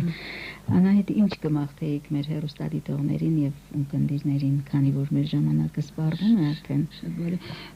Ես կմաղթեի միայն երջանկություն բոլորին եւ միշտ լինեին հոգևոր ներքին ապրումների մեջ, քանի որ միշտ հոգևորն է մաքրում եւ ազատագրում բոլոր անախորժություններից հենց իր մարդու մեջ։ Եվ նայել ամեն ինչը շատ հանգիստ ու խաղաղ ճանապարհով, այո։ Շնորհակալություն, մենք ձեզ մաղթում ենք ստեղծագործական հաջողություններ, նորից բուրըն պորտկումներ, այդպիսի եւ երգի ասպարեզում եւ իհարկե նկարչության։ Բարեկամներ, հիշեցնեմ, մեր հյուրներ նկարչուհի, հանրային հեռուստատեսության Արեգ եւ շրջադարձ հաղորդաշարերի ռեժիսորի ասիստենտ Անահիտ Անանյանը։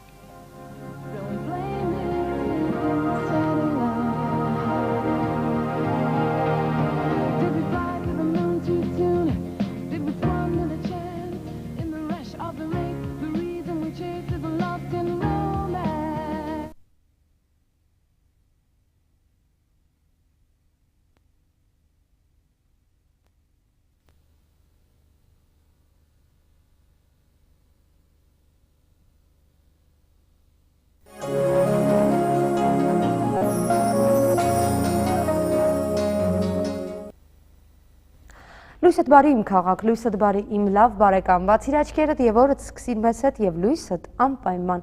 բարի կլինի։ Հայ TV հեռուստաընկերության եթերում իր աշխատանքն է շարունակում լույսդ բարին եւ ինչպես ծանուցել է այս պահին սիրով ուզում եմ ձեզ ներկայացնել մեր հյուրին, տաղավարում արդեն Անահիտ Անանյանն է հյուրընկալվել մեզ մոտ, նկարչուհի, այսպես ներկայացնեմ, իհարկե Անահիտի մասին խոսելիս կարելի է շատ ու շատ այսպես շնորհների մասին խոսել, սակայն այս պահին ես Անահիտ Անանյանին ուզում եմ ներկայացնել որպես նկարչուհի։ Բարև ձեզ, Անահիտ, ձեր լույսը թող բարի լինի։ Շնորհակալություն, ձեզ նույնպես։ Անահիտ, մինչև մեր բուն թեմային անցնելը ես կցանկանայի հասկանալ ինչպես է սկսվում ձեր առավոտը։ Ինչ առանձնահատկություն ունի այն ձեզ համար։ Իմ համար առավոտը եւ ընդհանրապես, որը նաեւ ես մի փոքր բացեմ, նաեւ երջանկությունը համարվում է այն, որ ես ամեն առավոտ երբ արթնանում եմ, իմ տեսնում եմ այն լույսը, որ ներս է թափանցել պատուհանիցս։ Դա արդեն ինձ համար գերագույն եւ առավոտն է եւ երջանկություն եւ ամեն ինչն է։ Եվ փաստորեն ձեր առավոտը այդպես սկսվում է եւ այնուհետեւ դուք գնում եք աշխատանքի։ Այո, աշխատանքի։ Ես նաեւ ուզում եմ ասել, որ Անահիտ Անանյանը աշխատում է հանրային հեռուստատեսությունում։ Այո, աշխատում եմ հանրային հեռուստատեսությունում, շրջադարձ ստեղծագործական խմբում, մշակութային ծրագիրը, հեղինակ եւ վարող Արփեն Մովսիսյան,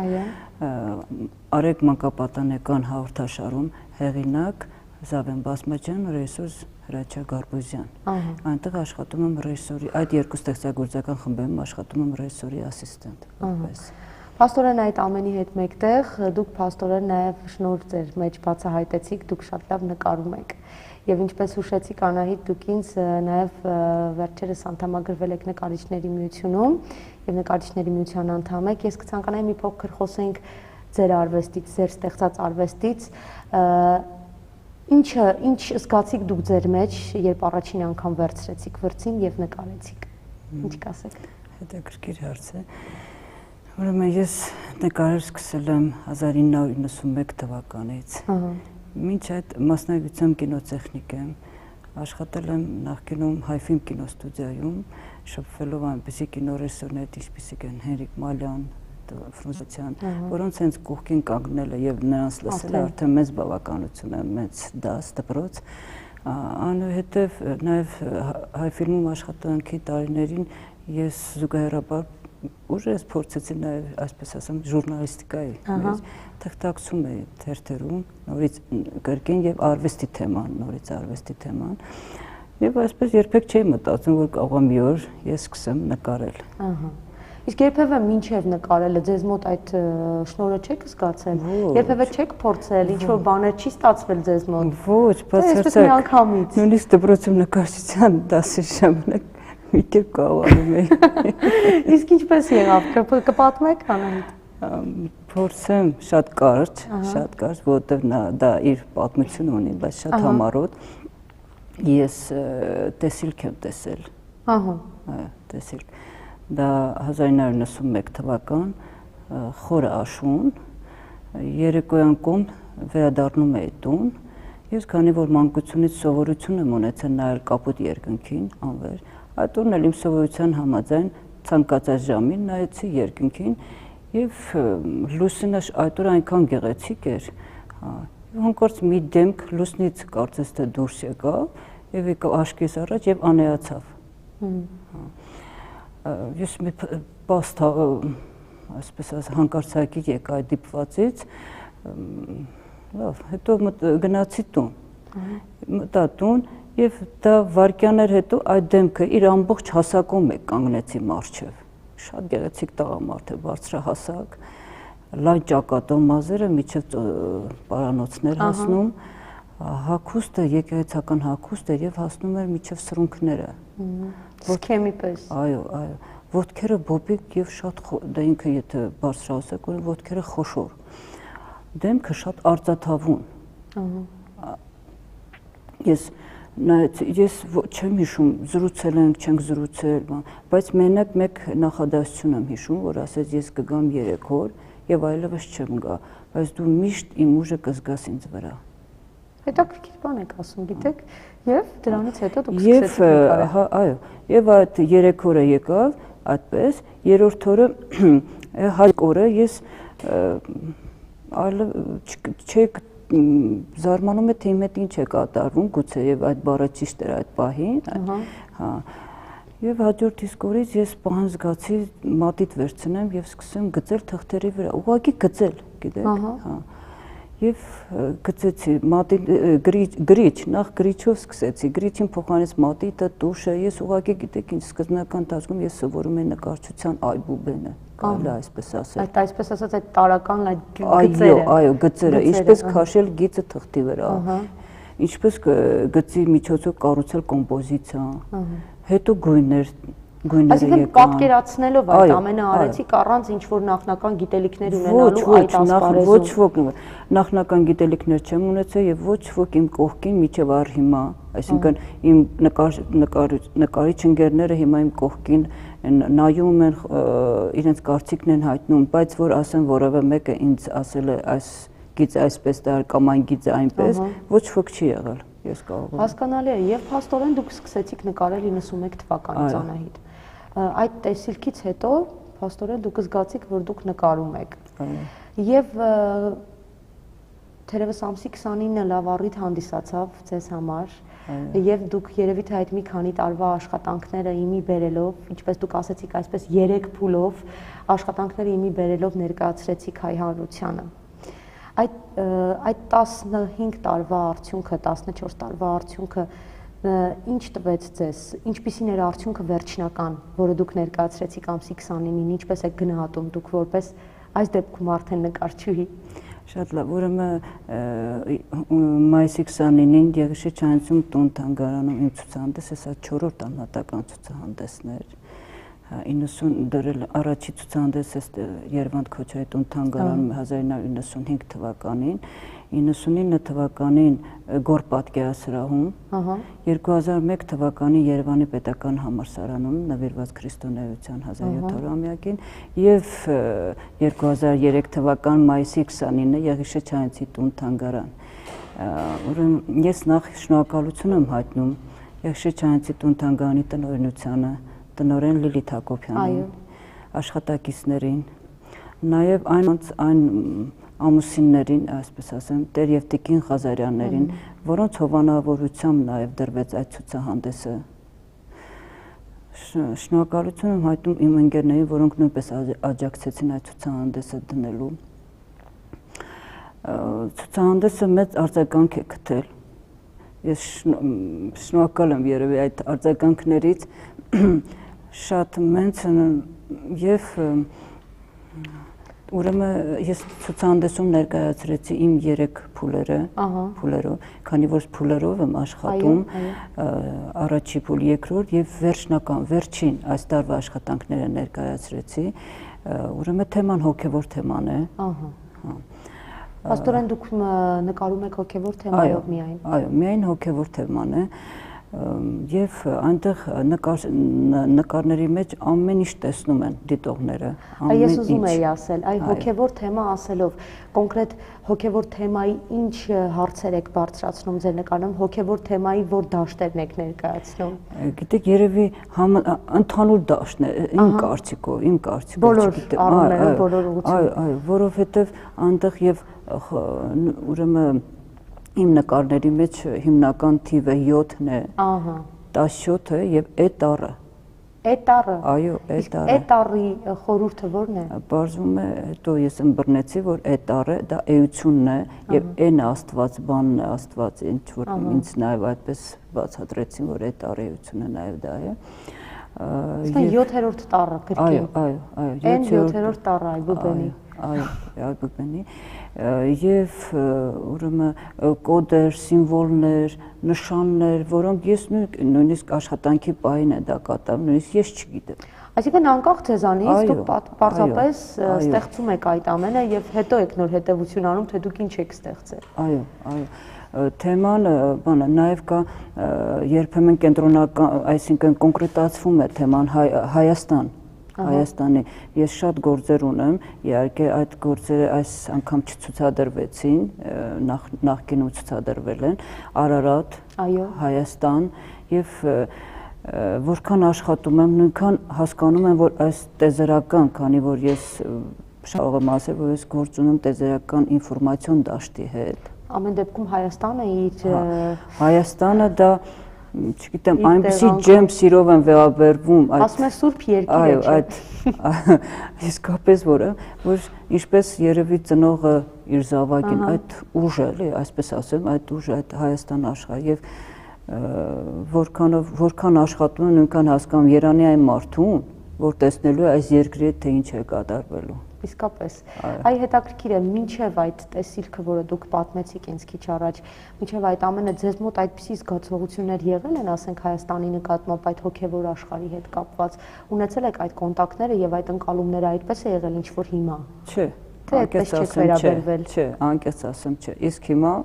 այսպես հիմա դուք ավելի ապրում եք հոգևոր աշխարհում։ Այո, այո։ Եւ ձեզ ինչ որ կերպ նյութական աշխարհից զերծ եք պահում։ Ու գիտեք, ինձ հիմա այս 91 եւ 12 տարին ինձ համար կյանքը այնպես, գիտեք, հեքիաթային է անցնում։ Դες կարելի է նախանձել։ Բարի նախանձում։ Շնորհակալ եմ, բայց երբեմն նույնիսկ աշխատելու ժամանակ ես մոռանում եմ, որ դրսում դժվարություններ կան կամ նյութական ինչ-որ բան, խնդիրներ, նույնիսկ եւ միջև հիմա, միջև այս բանը։ Այ որտեղ եք աշխատում դուք։ Որտեղ եք ստեղծում ձեր նկարները, կտավները։ Տանը, ընդամենը գեղեցիկ փոքրիկ տուն ունեմ եւ տունը դարձել է նաեւ արվեստանոց։ Այո, եւ հենց այդ տանն էլ աշխատում եմ։ Շատ լավ, Անահիտ, ես այս պահին ուզում եմ ընդմիջենք մեր զրույցը։ Մենք դիտենք տեսանյութը, որը քիչ առաջ ես արդեն ասել էի, ամսի 29-ին, ինչպես դուք ինձ հուշեցիք, ձեր 4-րդ ցուցահանդեսն էր, որը բացվեց Չարենցի տուն թանգարանում, եւ այս պահին եկեք միասին դիտենք տեսանյութը, այսպես ասած ավելի լավ պատկերացնենք Անահիտ Անանյան նկարչուհուն, նրա ստեղծագործությունները երևի թե ավելի լավ է մեկ անգամ տեսնել, քան թե 100 անգամ լսել, չէ՞։ Դիտենք եւ ես ասեմ, որ Անահիտին էլ անակնկալենք մատուցում այս պահին, Անահիտը չի տեսել այս տեսանյութը եւ այս պահին դիտենք միասին, ապա կշարունակենք մեր զրույցը, իսկ դուք սիրելի հեռուստադիտողներ, խնդրեմ զանգահարեք 235010 հեռախոսահամարով եւ ձեր հարցերը ուղղեք մեր այսօրվա հյուրին։ Չարենցի տուն թանգարանը մայիսի 29-ին մարդաշատ էր։ Նկարչուհի Անահիտ Անանյանը արվեստասեր հասարակությանը ներկայացել էր իր անհատական ցուցահանդեսով։ Ներկային նկարիչներ, արվեստաբաններ եւ արվեստասերներ։ Բոլոր հյուրերին Հավուր Պաչաչի Չարենցի տուն թանգարանի տնօրեն Լիլիթ Հակոբյանը։ Իրենց մասնագիտական գնահատականները Անահիտ Անանյանի աշխատանքների վերաբերյալ տվեցին Հայաստանի նկարիչների միության վարչության անդամ Ռոբերտ Մանուկյանը, արվեստաբան Մերի Երզնկյանը։ Ցուցահանդեսում ներկայացված են գրաֆիկական աշխատանքներ, որոնցում օգտագործված են գունային, տոնային, կառուցվածքային սկզբունքները։ Պատկերներում առկային նաև հոգեբանական ապրումների տարբեր պատկերներ, որտեղ ընդգրկված են հուզականություն եւ էմոցիաներ։ Ինչպես պարզեցինք, նաև Անահիտը երգում է, հատկապես նկարելիս, բայց այս անգամ նա երգեց ոչ թե նկարելու համար, այլ հանդիսատեսի։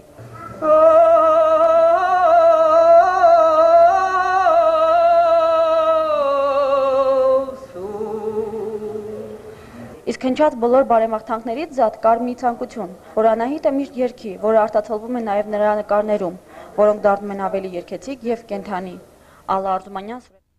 Եվ այսպես շարունակում ենք մեր ծրագիրը, սիրելի հեռուստադիտողներ, Հայ TV հեռուստաընկերության ուղիղ եթերում Լույսը Դբարին է,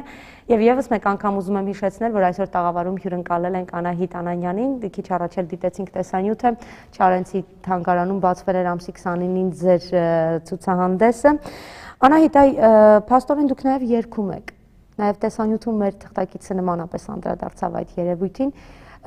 երգում եք նաեւ էլի 91 թվականից հետո, թե մինչ այդ երգել եք։ Չէ, միջը չեմ երգել եմ նկարելուց հետո։ Նկարելուց հետո։ Նույնիսկ ձայնային տվյալներ երգելու համար չեմ ունեցել։ Դուք նաև երգում եք էլի հոգևոր երգեր։ Հոգևոր երգեր, այսինքն այս լսող մասնագետները դա համարում են միջնադարյան, ավելի հոգևոր երաժշտության տաղեր, եւ նկարելուց հետո է ինձ մոտ ձայնային տվյալներ բացվել, որը ինձ շատ է օգնում նկարելու այդ ռիթմիկ շարժումները կամ դինամիկա նկարելու նկարչության ընթացքում։ Ես նույնիսկ շատ նկարներ ունեմ, որոնք եւ երգելով եմ նկարել։ Ահա, հասկանալի։ Անահիտ, այ հոգևոր թեմաներով ստեղծագործումը, երբ մարդիկ ստեղծագործում են, հիմնականում այսպես ավելի մուգ գույներ են օգտագործում իրենց նկարներում, ավելի այսպես դարչնագույն, սև, ավելի մռայլ գույներ են օգտագործվում։ Այ որոնք են ձեր գույները։ Իմ գույները։ Ինչ գույներով եք դուք նկարում։ որը անչափ հարազատ են ձեզ։ Ուրեմն ես ընդամենը շատ քիչ գույներով եմ աշխատում, ասեմ ձեզ։ Նյութը յուղաներկ է, թուղթ։ Եվ եթե ուրեմն կանաչ, կապույտ, կարմիր եւ օրանժ։ Ու մի փոքր սև գույների խառնուրդից ստացվում է միայն միշտ բաց գույներ, այդ լուսավոր գույները։ Այսինքն լուսավորություն կա այդ ամենի մեջ, Եվ աշխատում եմ օրվա ցանկացած ժամին, ինձ համար այդ ժամ հասկացությունը չկա, որ երեկոյան աշխատեմ, թե առավոտյան, երբ որ տուն եմ մտնում, ուրեմն ես աշխատելու եմ։ Հասկանալի։ Անահիտ, այդ ցուցահանդեսից հետո ինչ արձագանք ստացաք։ Ինչպես վերաբերվեցին ձեզ ձեր ընկերները, մտերիմները կամ առհասարակ եղավ ինչ-որ քննադատություններ, որը իսկապես ընդունելի համարեցիք։ Ուրեմն սիրելի լրիվ, ես ասեմ, որ այս ցուցահանդեսը ինձ համար շատ ավելի տարբերվում էր մյուս ցուցահանդեսներից։ Մի փոքր իհարկե նման 95 թվի ցուցահանդեսի, բայց սա ավելի բարձր իր մակարդակով եւ նույնիսկ իմ նկարների մատուցման եւ արձագանքների շատ բարձր եւ ընկերներս եւ նկարիչ ընկերներս եւ դրսի ուղղակի այցելուներ եւ զանազան մտավորականներ, շատ տարբեր տիպի մտավորականներ, նկարիչներ, դերասաններ, գրողներ եւ բոլորի արձագանքը, բոլորի դրական է, մեկ նախադասությամբ կեցես կամ ապրես այսպես նախադասություններով։ Անահիտ, դուք այսօրվա դրությամբ նկարիչների միության անդամ եք, ինչ կասեք,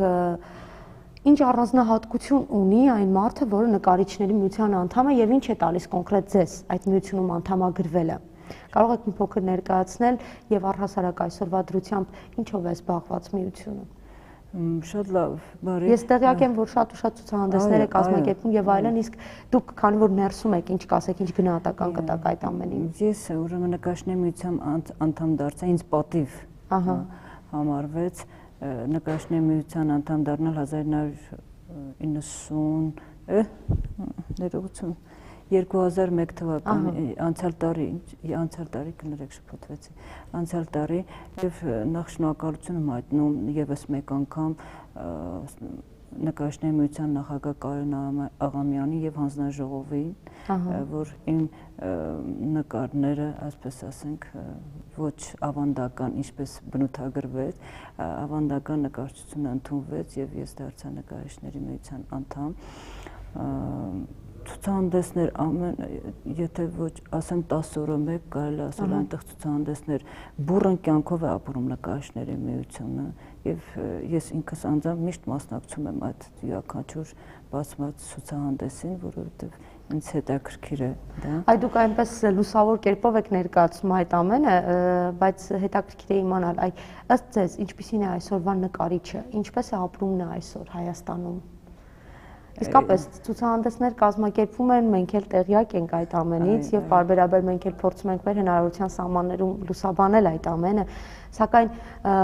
ինչ գնահատական եք տալիս, ինչ որակ ունի այսօրվա նկարչությունը եւ ինչպիսի կեցվածք ունի այսօրվա նկարիչը, հայ նկարիչը։ Գիտեք,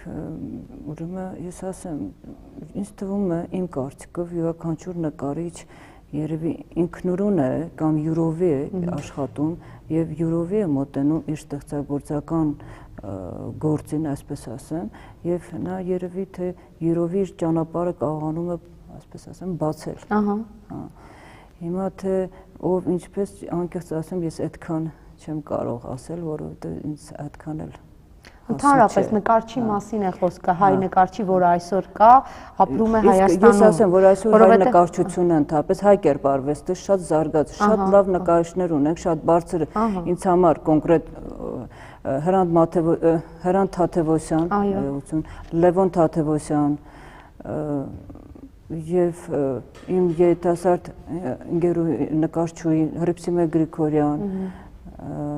եւ Ամեն դեպքում կան անուններ, որոնց մասին կարելի է խոսել։ Այո, շատ, որոնցից օրինակ ես Հրանտ Թադևոսյանից նույնիսկ այդ գույնային լուծումները ինձ այնքան է գերել Հրանտ Թադևոսյանի, որ ինձ թույլ տան ես ամեն օր կգնամ եւ գնայեմ իրենց աշխատանքները։ Անահիտ, դուք ասացիք, որ հոգեվոր թեմաներով եք ստեղծագործում։ Ռոբերտ Մանուկյան, Ներողություն, Գաստելո Գասպարյան, որոնց գործերը ինձ համար դա յուրօրինակ նաև դպրոց է, ճիշտ է, ինձ ասում են, ոչ ոք ինձ ձեռքը չի բռնում, չի տանում, բայց երևի նայելն էլ, խոսելը անգամ, զրույցը անգամ բացում է մարդուն։ Իհարկե։ Ես կներեք, որ ասեմ, որ իմ ցուցահանդեսում այս վերջի Մերի Երզենկյան արվեստաբան, որը շատ մեր այսօր, մեր հայ արվեստաբանից լավագույններից մեկն է համարվում, նրա գնահատականը անգամ ինձ համար շատ բարձր էր եւ շնորհակալություն եմ հայտնում նաեւ Մերի Երզենկյանին այդ մեծ գնահատականի համար։ Անահիտ, այ հոգեվոր թեմաներից բացի, այ ձեզ մոտ ցանկություն չի առաջանում մեկ այլ թեմայով նկարել։ Ոչ, չի առաջանում, գիտեք ինչու, որովհետև դուք այսպես միայն ձեր ներքինը ինչ թելադրում է ձեզ դա եք նկարում։ Քանի որ իմ շատ սիրելի բարեկամ նկարիչ Ռոբերտ Մանուկյանն ասեց, որ դու վերևի, նույնիսկ այդ մասով վերևի եւ այս երկրի հետ համաձուլ ես աշխատում աղջիկ ջան, ինձ այդպես էլ ասեց եւ դրա համար եւ չեմ կարող երևի թե ուրիշ։ Փաստորեն ինչպես որ տրվել է շնորհը, այդպես էլ դուք իրագործում եք այն, միայն հոգեվոր թեմաներով ստեղծագործել։ Հասկանալի է։ Անահիտ, այստեղ եկել են շատ ու շատ հարցեր մեր հեռուստադիտողների կողմից։ Ես ուզում եմ ընթերցել Անահիտ Գրիգորյանի հարցը, ասում եմ, խնդրում ենք, եթե կարող եք եթերում երգեք, ես գիտեմ եւ լսել եմ, որ դուք լավ երգում եք։ Ինչ կասեք։ Փաստորեն Անահիտ Գրիգորյանը տեղյակ է, ինֆորմացված է ձեզանից եւ շատ լավ գիտի, թե դուք ինչ եք անում, ինչ կարող եք անել։ Եթե մեր սիրելի Անահիտը երգչուհի Անահիտ Գրիգորյանն է, միգուցե եւ ես տեղյակ չեմ։ Ես իրեն ողջունում եմ եւ քանի որ ասեմ, որ ցուցահանդեսը դեռ շարունակվում է։ Այո։ Խնդրում եմ, ես իրեն շատ կուզեի նաև տեսնել։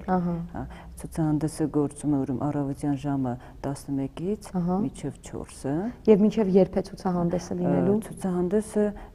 ըստ երևույթին մինչև երկուշաբթի։ Մինչև երկուշաբթի։ Չարենցի։ Եթե իհարկե,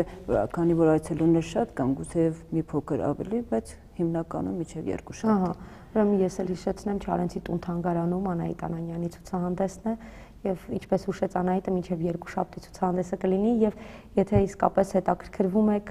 Անահիտ Անանյանի ստեղծած արվեստով, ապա ինչու՞ չէ կարող եք այցելել եւ միականատեսը լինել հենց այնտեղ ակնդիրը դառնալ։ Անահիտ,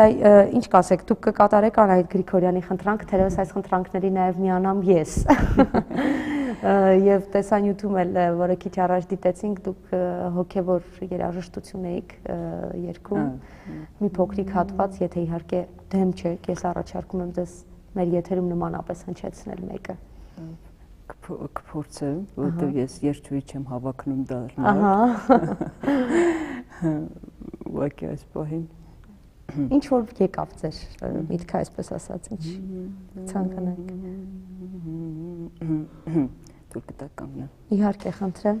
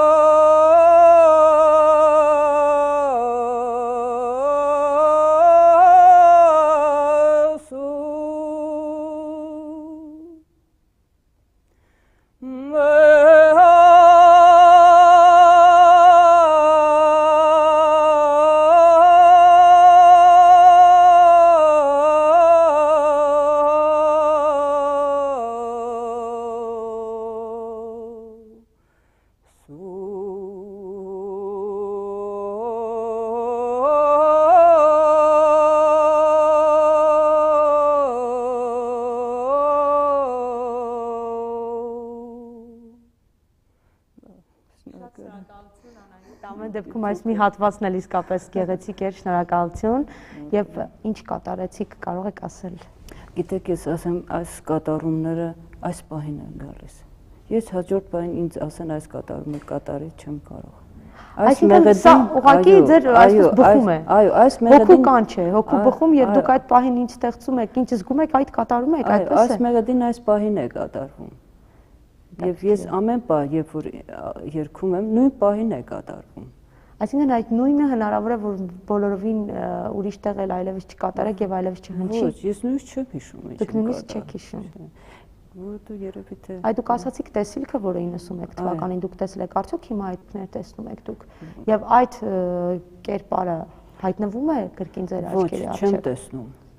Ուրեմն ես իսկ այդ դեմքը, որ ես նկարեցի հաջորդ իսկ օրերին, այդ դեմքը իմ բոլոր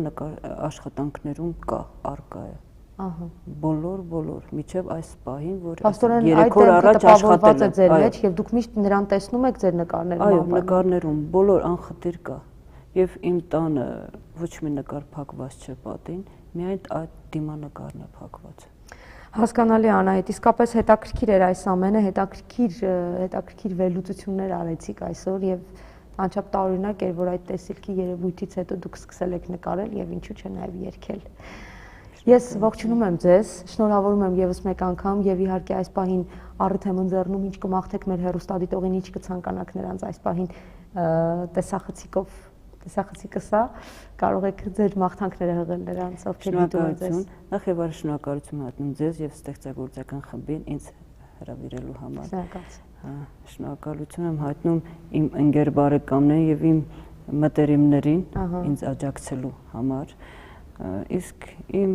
հայրենակիցներին, այսպես ասեմ, ժողովրդին, ես ցանկանում եմ հավատ, լույս եւ հավատացեք վաղվա օրվան, դա փայլուն է լինելու։ Շատ շնորհակալ եմ, ես նմանապես ձեզ մաղթում եմ ամենայն բարիք, ստեղծագործական նորանոր վերելքներ եւ կրկին ու կրկին առիթներ, որպեսզի գանք, տեսնենք, հիանանք ձեր աշխատանքներով եւ շնորհավորենք ամենակարևորը եւ ողջունենք։ Շնորհակալ եմ։ Եվ միայն հիշեցնեմ սիրելի հեռուստադիտողներ, որ այսօր տաղավարում հյուրընկալել էինք նկարչուհի Անահիտ Անանյանին։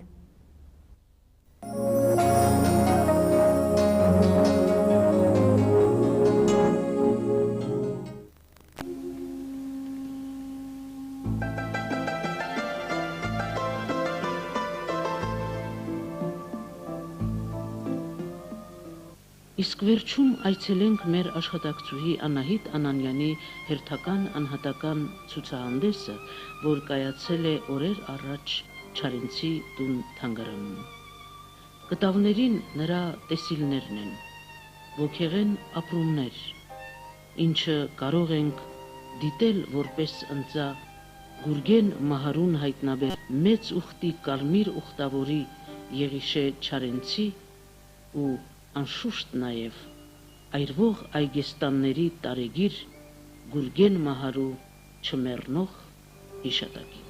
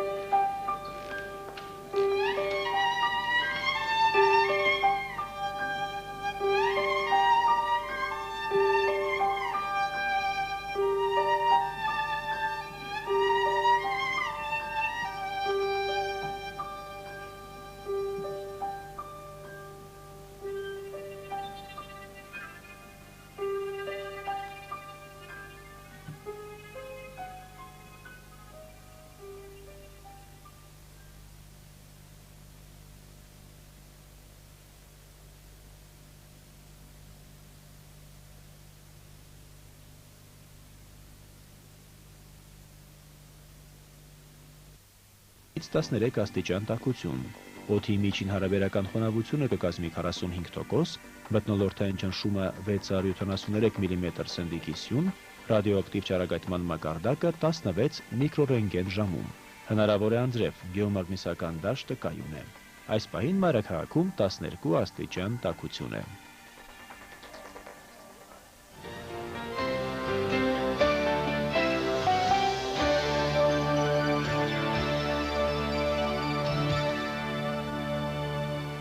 Երկիր մեդիա հեռուստաընկերության ուղիղ եթերում աշխատանքն է շարունակում երկրի առավոտը տեղեկատվական երաժշտական ծրագիրը։ Տեղեկացնեմ եւս մեկ անգամ, որ մեր հյուրը արդեն տաղավարում է եւ մեր հյուրն է Անահիտ Անանյան Դեմիրճյանը։ Բարելիստիկին Անահիտ։ Ասեմ հեռուստադիտողներին, որ դուք մասնակցությամբ ռեժիսորի ասիստենտ եք եւ երկար տարիներ աշխատել եք եւ հանրային հեռուստատեսությունում եւ Հայ ֆիլմ կինոստուդիայում։ Սակայն այսօր դուք մեզ ներկայանում եք որպես նկարչուհի, ինչպես սկսվեց այդ ամենը։ Ես նկարչական մասնագիտություն չունեմ,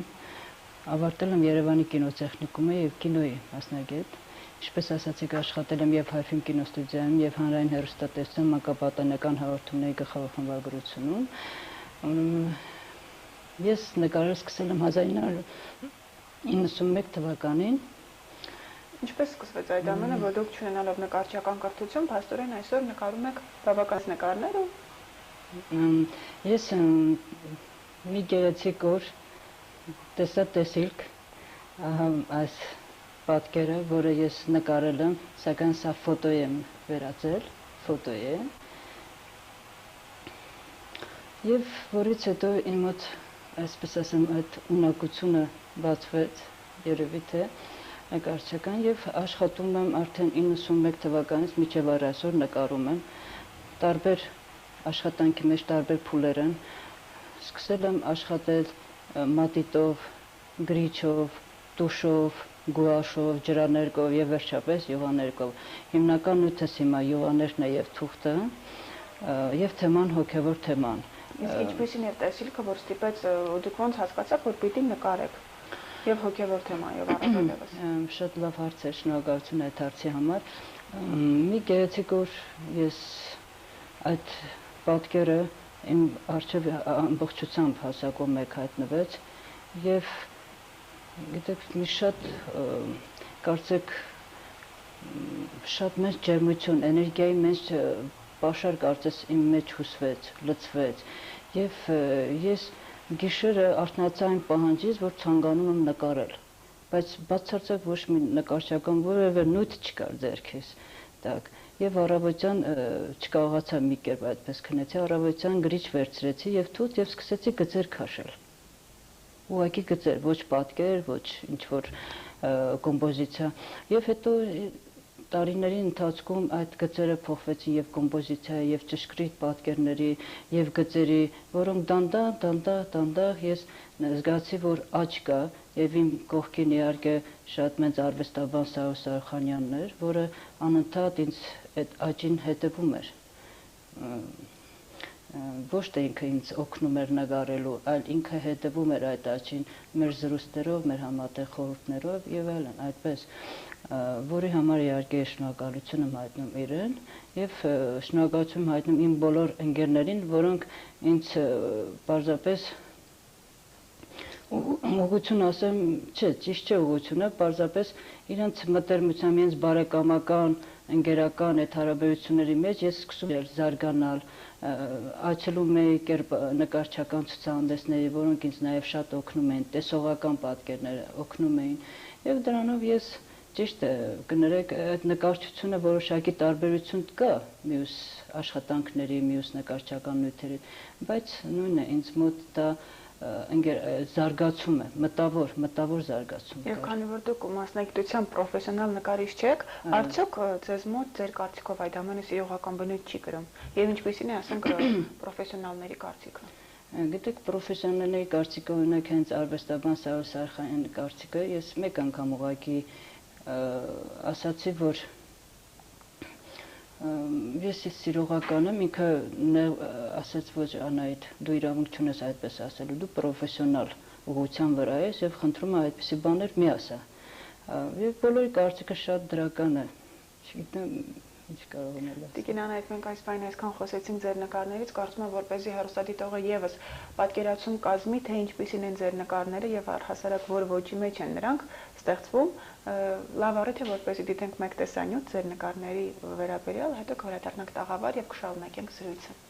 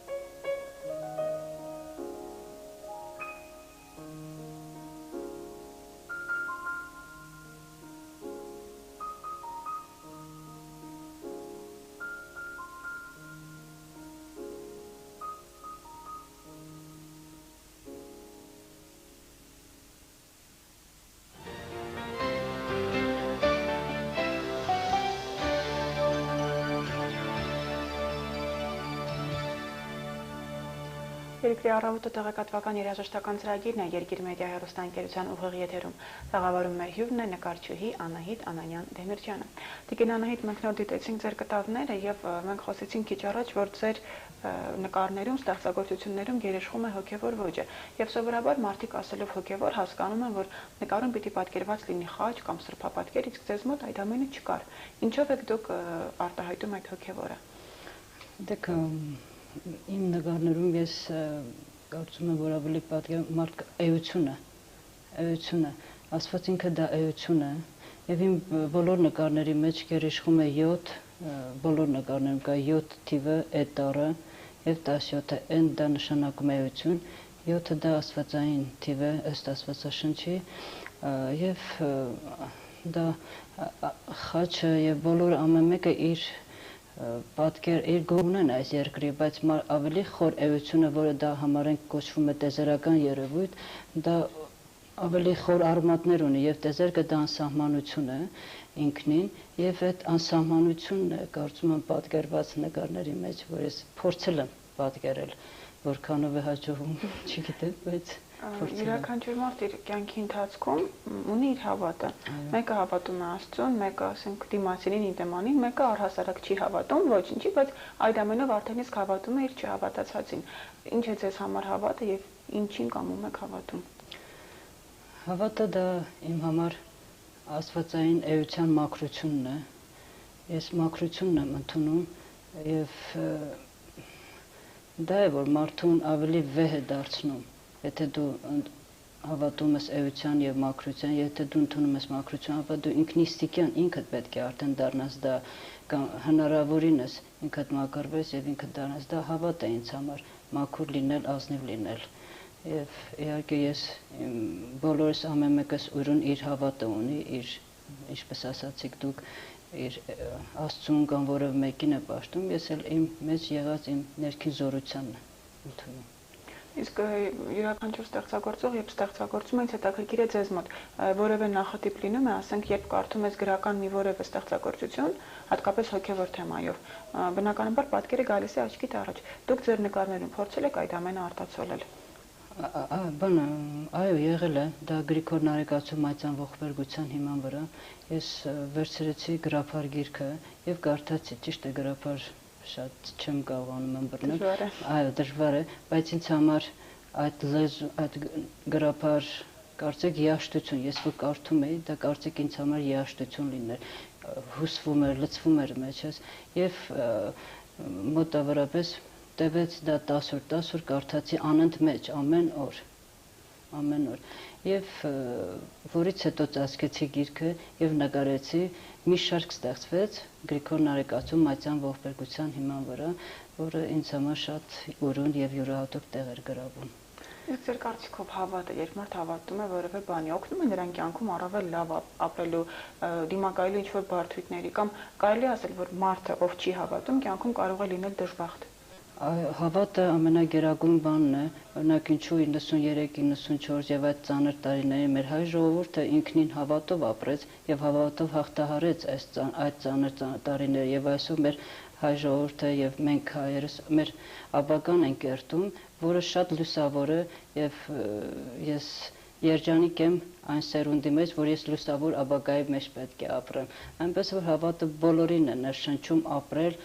պայքարել մեծ դժվարություններին։ Իսկ ստեղծագործողի համար արդյոք պետք են հատուկ պայմաններ, որպեսզի նա կարողանա առավել ազատ իր մտքերը ձեր դեպքում հաղորդի թղթին։ Այսինքն ինչ պայմաններ են պետք, կենցաղին նա պիտի խառնվի թե ոչ։ Գիտեք, եթե անգամ ասեմ ստեղծագործող շատ պիտի կենցաղին չխառնվի, որովհետև կենցաղ եւ հոգեվոր մի քիչ տարաբնույթ պատկերներ ունեն, բայց եթե կին ես, եթե ամուսին է եւ եթե երեխաներ ունես, ապա պետք է մտնել այդ կենցաղի մեջ ակամա թե անակամա, իսկ ընդհանրապես երևի թե կենցաղը նաեւ որոշ տեղ գուցե օգնում է, եթե առավելապես կողքիդ լավ եւ ջերմ ամուսին ունես, կոնկրետ իմ համար իմ ամուսինը հրաշալի ինձ օգնում է ստեղծագործելու, որովհետեւ նա իր բարությունը նույնպես հուսում է իմ մեջ։ Իսկ որ ասիկ պետք է ստեղծագործողը չխառնվի կենցաղին, արդյոք դա չի ենթադրում, որ երբ մարդ դուրս է կենցաղից, իր գործերում գուցե թե ինչ-որ չափով բացակայի ռեալության ընկալումը։ Գիտեք, ես ասում, արվեստագետ եթե ցանկացած մտնի կենցաղի մեջ, թե չմտնի, իմ կարծիքով փոքր ինչ ռեալությունից դուրս է, որովհետև նա ի վերջո կենցաղի մեջ էլ իր որոշակի ոչ իրական բանն է դնում մեջը։ Այնպես նրա փոքր ինչ կտրված է իրական աշխարհից, որովհետև եթե իրական հողի մեջ կանգնես, դու չես կարող ստեղծագործել։ Մի քիչ արդեն հոգի ճզմվում է։ Այդ դեպքում չէ։ Իսկ եթե հիմա վերադառնանք մի քանի տարի դեպի ետ, այսինքն դեպի առավել երիտասարդ տարիները, դուք աշխատել եք Հայֆիլմ կինոստուդիայում եւ հանրային այն ժամանակ ազգային հեռուստատեսությունում որպես ռեժիսորի ասիստենտ։ Արդյոք մեկը մյուսին օգնում է կամ խանգարում է, կամ դուք չեք կարոտում ձեր նախկին մասնագիտությանը։ Շատ, ես պատիվ եմ ունեցել աշխատելու Հայֆիլմ կինոստուդիայում այնպիսի տաղանդավոր ռեժիսորներ, ինչպիսին Ֆրունզե Դոլացյան, Հենրիկ Մալյան, Հենրիկ Մարգարյան, Արա Վահունի եւ բոլոր նրանց ամեն մի զրույցը, ամեն մի շփումը ինձ տվել է շատ մեծ մտային եւ ամեն բան, որից հետո ինձ հաջողվեց բախտ ունեցա նաեւ աշխատելու ազգային եւ այսօր հանրային հեռուստատեսությունում նույնպես լավագույն ռեժիսորների հետ, ինչպես Արմեն Էլմասյան, որը այն ժամանակ մանկապետարան կամ գլխավոր ռեժիսոր եւ հենց անմիջապես իր ասիստենտ աշխատանքի, Աստղիկ Մարտիրոսյան, մի հրաշալի կին, որի նույնպես է Նոնա Զոտովա, Անտոն Աղայանց, որոնցից ես սովորեցի նախ իմ համար ամենակարևորը, նույնիսկ հեռուստատեսության լեզվով ասեմ, մոնտաժի եւ հաղորդման ամենալակոնիկ ոճը, աշխատել, ինչպես մոտենալ կերպարին։ Եվ ինձ իհարկե մի որոշ ժամանակ նաև բախտ վիճակվեց աշխատել Հեքիաթ նկանչում հաղորդաշարում որպես ռեժիսոր, հեղինակ Նոնա Զոտովա, եւ հաղորդավար նույնպես, ինչպես ասում են, նոնամորակույր, եւ միանց հետ աշխատեցինք այդ տարիները նույնպես ինձ տվեց, գիտեք, ստեղծագործել ամեն օր, ամեն ժամ, ես իսկապես ձեր ասածին կարոտում եմ իմ աշխատանքը։ Այդ ամենը նաեւ օգնել է, չէ՞։ Շատ է օգնել։ Այդ ստեղծագործությունը թեկուզ տարբեր փոքր ինչ, քանի որ նաև հեռուստատեսություն, սինթետիկ արվեստ է, այնտեղ հեռուստաերաժշտություն, գրականություն, նկարչություն եւ բուրն է այնտեղ, եւ դա բավականին օգնում է իհարկե։ Եվ թերևս մեր վերջին հարցը, քանի որ կա կարծիք, որ յուրաքանչյուր ստեղծագործողի համար առավել կարևոր է այն վայրը, ուր նա բնակվում է։ Դուք ապրել եք Հայաստանում, հիմա բնակվում եք Միացյալ Նահանգներում, արդյոք դա չի կարող արգելք հանդիսանալ, որպեսզի ձեր ոճը փոքր-ինչ փոխվի։ Ես այո, ապրել եմ Հայաստանում, հիմա Ամերիկայի Միացյալ Նահանգներում, բայց ես հայում եւ Հայաստանի արևը եւ Արարատը ինձ հետ է, ուր էլ լինեմ։ Ես հայու ոգին է ինձ հետ, որտեղ էլ լինեմ, Ամերիկա, որը թերևս ամենակարևորն է։ Երբ մարդ չի կորցնում իր ոգին։ Տիկին Անահիտ, ես շնորհակալ եմ, որ դուք վաղ առավոտյան հյուրընկալվեցիք մեր տաղավարում եւ իհարկե վստահ եմ, որ մեր հեռուստադիտողները եւս ստացան իրենց համար բազում հարցերի պատասխաններ կապված ձեր նկարների հետ եւ իհարկե ճանաչեցին, եթե ովքեր չէին ճանաչում, մի նոր նկարչուհու։ Մենք կվերադառնանք կարճատև դադարից հետո։